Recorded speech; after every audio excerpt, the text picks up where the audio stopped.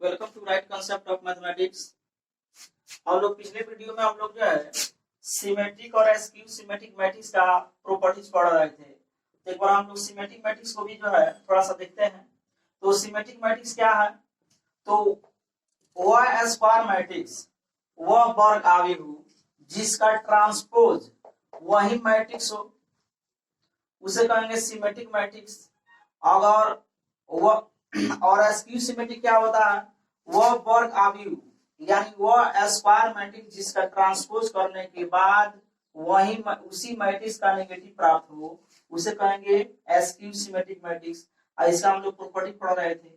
इसमें जो है लास्ट प्रॉपर्टी है कि जो लिखा गया है any square matrix can be expressed as the sum of a symmetric and as a skew symmetric matrix।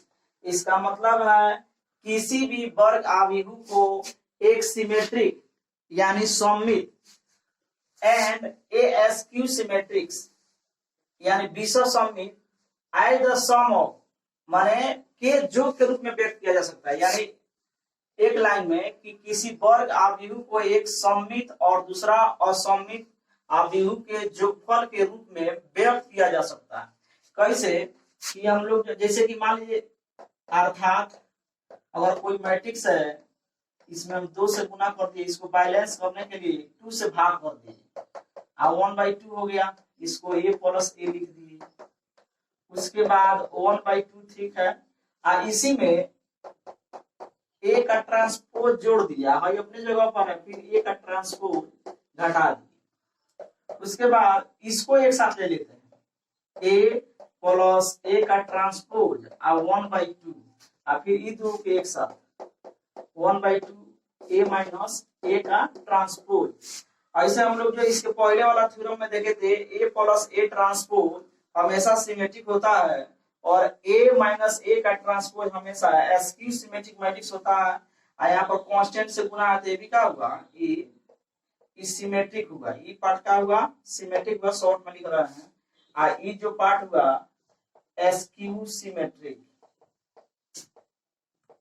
Askew symmetric यानी यहाँ से चले एक मैट्रिक्स है, इसको जो है बिना इसमें परिवर्तन किए हम लोग एक्सप्रेस करते करते यहाँ पर हम लोग आए, यहाँ पर ए हो गया। ए क्या है? तो कोई वर्ग आव्यूह है। इस पर हम लोग क्वेश्चन करेंगे, उसके बाद जो है क्लियर हो जाएगा। क्वेश्चन है express the following matrices as the sum of a symmetric and a skew symmetric matrices. यहाँ पर 2 क्वेश्चन है, सेकंड ऑर्डर में है, यहाँ पर थर्ड ऑर्डर है, दोनों स्क्वायर मैट्रिक्स है।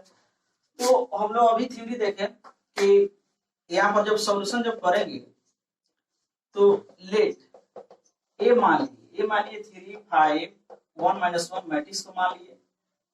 उसके बाद चूंकि हम लोग देखे कि ए बराबर लिखे एक्सप्रेशन हम लोग प्राप्त किए थे 1/2 A plus A transpose plus 1/2 A minus A का ट्रांसपोज एक नंबर मान लेते हैं। तो चूंकि हम लोग देखिए इसमें ए तो प्राप्त है ही, ए है दिया हुआ है, ए का ट्रांसपोज निकालेंगे। चूंकि ए का ट्रांसपोज जब निकालेंगे तो ट्रांसपोज कैसे निकालते हैं जानते हैं?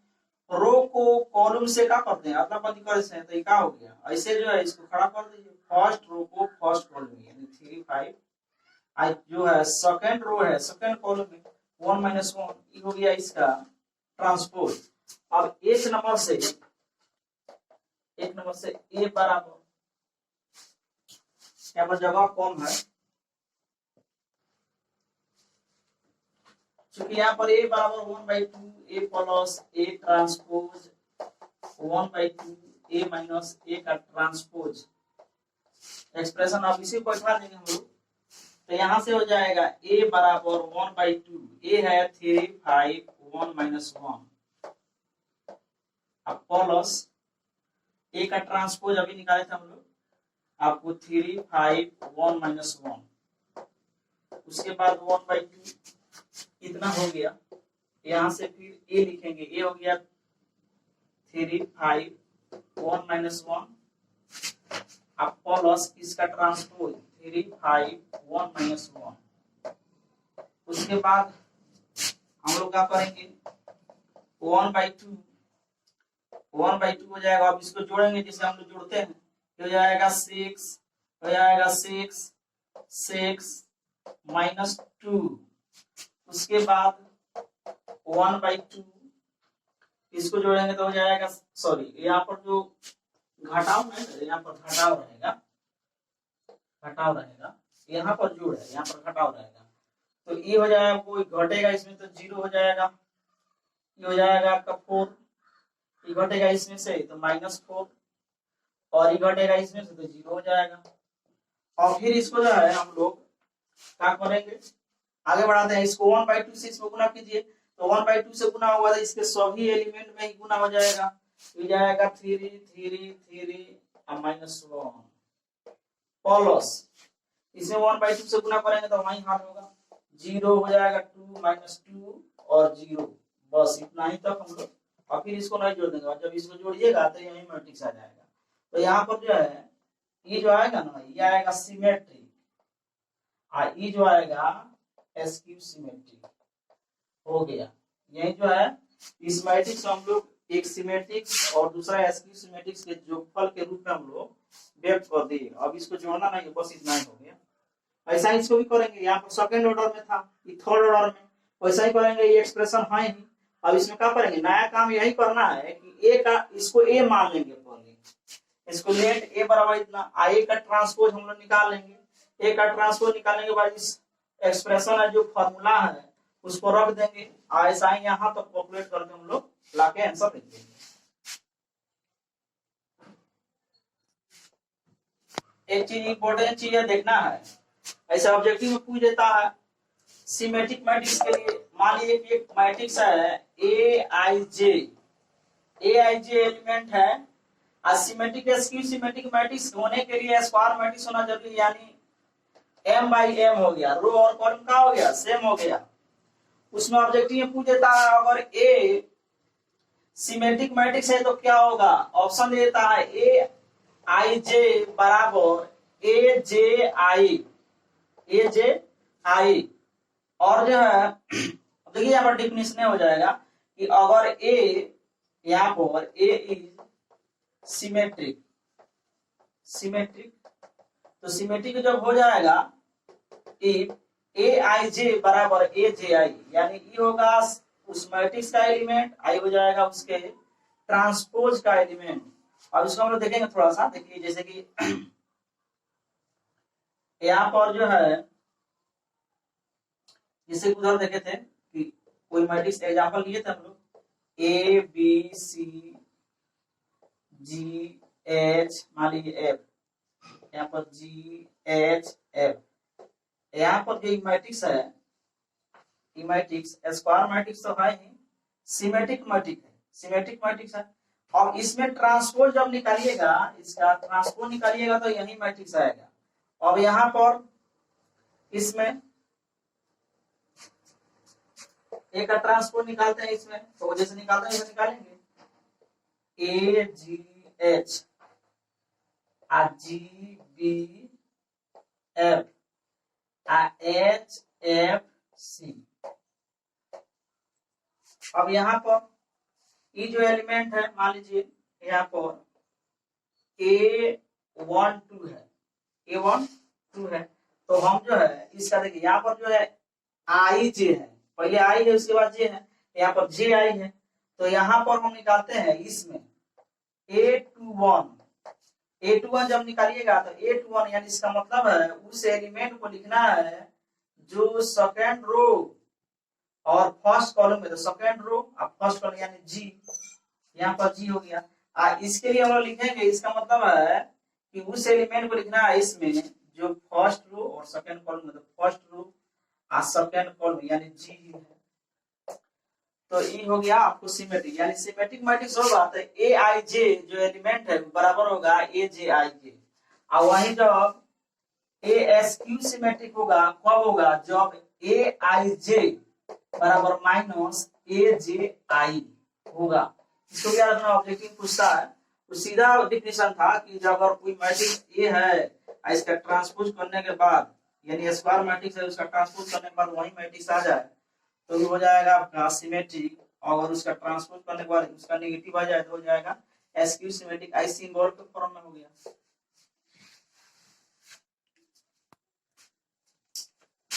ऑर्थोगोनल मैट्रिक्स, ऑर्थोगोनल मैट्रिक्स क्या, लंब कोणिक का अभिव्यक्त हिंदी हुआ इसका। तो वह वर्ग अभिव्यक्त a square matrix A is said to be orthogonal if A का ट्रांसपोज इंटू ए बराबर आई, अच्छा है A इंटू ए का ट्रांसपोज बराबर आई। अगर कोई वर्ग अभिव्यक्त है उसका ट्रांसपोज गुना उसका मैट्रिक्स, चाहे वह मैट्रिक्स और उसका ट्रांसपोज का गुणनफल कोई यूनिट मैट्रिक्स आ जाए तो उसको कहते हैं ऑर्थोगोनल मैट्रिक्स। ऑर्थोगोनल मैट्रिक्स उसको कहते हैं। और उसके बाद एग्जांपल,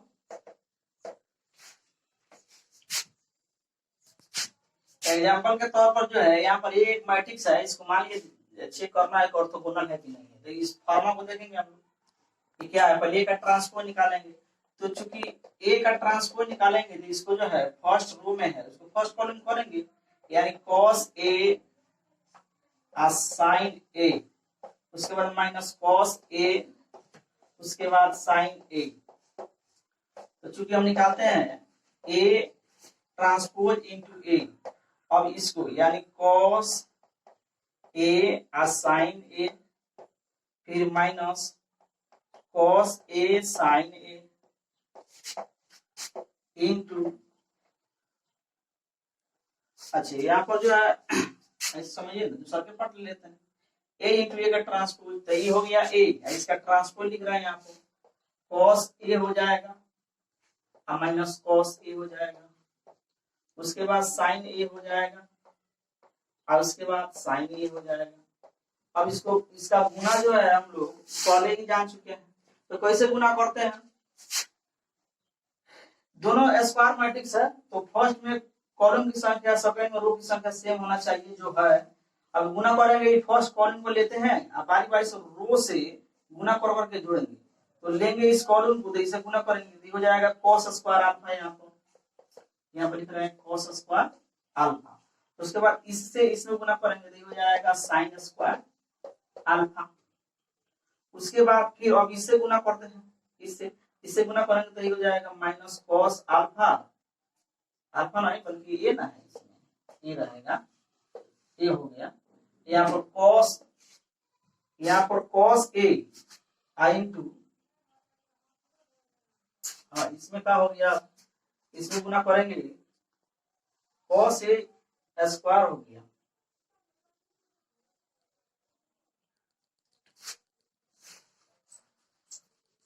इसमें गुना करना है, इसमें हो गया ये ठीक है। क्वेश्चन जो है मिस हो गया था, लिखा गया था उल्टा लिखा गया था, इसमें देखिए इसको जो है हमको ऑर्थोगोनल देखना है। तो अगर ऑर्थोगोनल का डिफिनेशन देखिए, ए का transpose into A equal to I. तो हम लोग चूंकि ए का ट्रांसपोज निकालते हैं, ए का ट्रांसपोज निकालेंगे तो जाएगा cos अल्फा sin अल्फा, यहाँ पर माइनस sin अल्फा और cos अल्फा, ये हो गया। तो चूंकि हम लोग ए ट्रांसपोज ए निकालते हैं तो ए ट्रांसपोज हो गया यहाँ पर cos alpha sin alpha minus sin alpha और cos अल्फा, गुना में इस मैट्रिक्स को लिखना है cos अल्फा sin अल्फा, उसके बाद माइनस sin अल्फा और cos अल्फा। अब इसको गुना करेंगे, गुना करने के लिए हम जानते हैं इस कॉलम को लेंगे और रो वाइज गुना करेंगे, इसे गुना करेंगे तो हो जाएगा आपका cos स्क्वायर अल्फा, इसे इसमें गुना किया गया, फिर इसे इसमें गुना करेंगे तो हो जाएगा cos sin स्क्वायर अल्फा। अब नीचे लिखने के लिए इससे गुना करेंगे इसमें तो हो जाएगा sin अल्फा और cos अल्फा, उसके बाद इससे इसमें गुना करेंगे तो हो जाएगा माइनस sin अल्फा और cos अल्फा, उसके बाद आप चलेंगे इस कॉलम को लेंगे, फिर वो वाइज गुना करेंगे, ये हो जाएगा इसी इसमें गुना करेंगे तो ये हो जाएगा यहाँ पर cos अल्फा और sin अल्फा। आज जगह नहीं है इसलिए हम लोग लिखेंगे वहीं पर, और फिर इससे इसमें गुना करेंगे तो ये हो जाएगा माइनस cos अल्फा और sin अल्फा। अब यहाँ पर क्या होगा, फिर इस रो से गुना करेंगे हम लोग, इस रो से गुना इस रो से, तो यहाँ पर हो जाएगा साइन स्क्वायर अल्फा, ध्यान से देख लेना जगह थोड़ा कम है, और उसके बाद प्लस cos स्क्वायर अल्फा। अब इसको कैलकुलेट जब करेंगे ये हो गया मैट्रिक्स, तो ये तो हो जाएगा 1, आई है सेम हो गया, तो कट जाएगा, कटेगा तो हो जाएगा 0, वैसा ही ये कट जाएगा तो 0, ये हो जाएगा फिर 1, तो ये हो गया कौन सी यूनिट मैट्रिक्स। तो यहाँ पर मैट्रिक्स का ट्रांसपोज और मैट्रिक्स को गुना यूनिट मैट्रिक्स आ गया, इसलिए यहाँ पर जो ए है यहाँ पर लिख सकते हैं hence A is orthogonal matrix. बस हो गया ये। हाँ, तो हम लोग जो है ऑर्थोगोनल मैट्रिक्स देखे। ऑर्थोगोनल मैट्रिक्स का एक प्रॉपर्टी होता है, उसको ध्यान से सुन लेना है, लिख लेना है कि transpose of A orthogonal matrix is also a orthogonal matrix, यानी ऑर्थोगोनल मैट्रिक्स का ट्रांसपोज भी एक ऑर्थोगोनल मैट्रिक्स होता है। और दूसरा प्रॉपर्टी इसका है the determinant of A orthogonal matrix is plus minus 1, यानी आइदर 1 और -1, यानी ऑर्थोगोनल मैट्रिक्स का डिटर्मिनेंट लेने के बाद वो 1 आएगा या -1 आएगा, उसको लिख लेना है the determinant of A orthogonal matrix is -1 और 1। अब उसके बाद एक और मैट्रिक्स है, लिख लेना है इनवॉल्यूटरी मैट्रिक्स, हिंदी होता है अंतर बलनी आबिदु। तो होता क्या है, ये होता क्या है, थोड़ा जल्दीबाजी में देखिए। A square matrix A is said to be involuntary if a square बराबर आई। अगर कोई मैट्रिक्स है उसको जो है वर्क करने के बाद यूनिट मैट्रिक्स आ जाए उसको कहते हैं इनवॉल्यूटरी मैट्रिक्स।